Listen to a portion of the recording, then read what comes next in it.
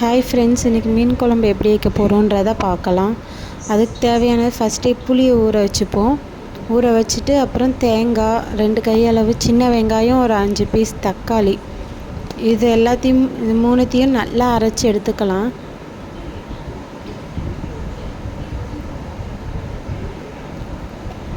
நல்லா மைய அரைக்கணும். இதை கொஞ்சம் பரபரன்னு நார்மலாக அரைக்கிறது தெரியும், அதனால் அரைச்சி எடுத்துக்கிட்டு சட்டியில் ஆட் பண்ணிக்கலாம். அதை குழம்பு சட்டியில் ஆட் பண்ணிவிட்டு தேவையான அளவு புளியும் கரைச்சி ஊற்றிக்கலாம். புளி கரைச்சி ஊற்றினதுக்கப்புறம் மசாலாத்தூள் 2 ஸ்பூன் நான் ஆட் பண்ணியிருக்கேன். மிளகாய் தேவை அப்படின்னா ஆட் பண்ணிக்கலாம், இல்லைன்னா ஆப்ஷன் தான். இது காரத்துக்கு ஏற்ற மாதிரி போட்டுக்கோங்க. அப்புறம் நம்ம கையை வச்சு நல்லா அதை பிசைஞ்சிப்போம்.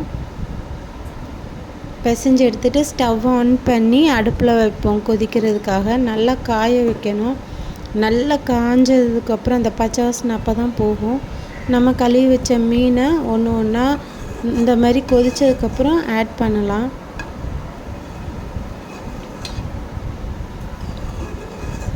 ஃப்ரெஷ் மீனாக இருந்தால் டேஸ்ட்டு சூப்பராக இருக்கும். கொஞ்ச நாள் கழித்து வந்த மீனாக இருந்தது அப்படின்னா அது ஸ்மெல் நல்லா இருக்காது, டேஸ்ட்டும் குழம்பு கெடுத்துரும், நல்லா இருக்காது. ஃப்ரெஷ் மீனாக இருந்தால் டேஸ்ட்டு சூப்பராக இருக்கும். புளி, காரம், உப்பு இது 3 மீன் குழம்புக்கு ரொம்ப கரெக்டாக இருந்ததுன்னா சூப்பராக இருக்கும். டேஸ்ட்டு பார்த்து அளவாக போட்டுக்கோங்க. தேவையான அளவு உப்பு சேர்த்துக்கலாம்.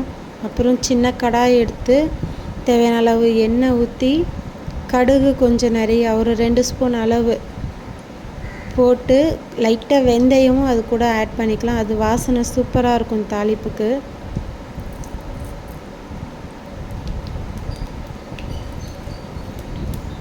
ஒரு கை நிறைய கருவேப்பிலையும் போட்டுக்கலாம். அப்புறம் வெட்டி வச்சுருந்த வெங்காயத்தையும் போட்டு நல்லா வதக்கணும். நல்லா ப்ரௌனாக, கொஞ்சம் டார்க் ப்ரௌனாக வரும்போதுன்னா அதுக்குன்னு ரொம்பவும் கருக விட்டுறக்கூடாது. இந்த ஸ்டேஜ் இதுக்கு இன்னும் கொஞ்சம்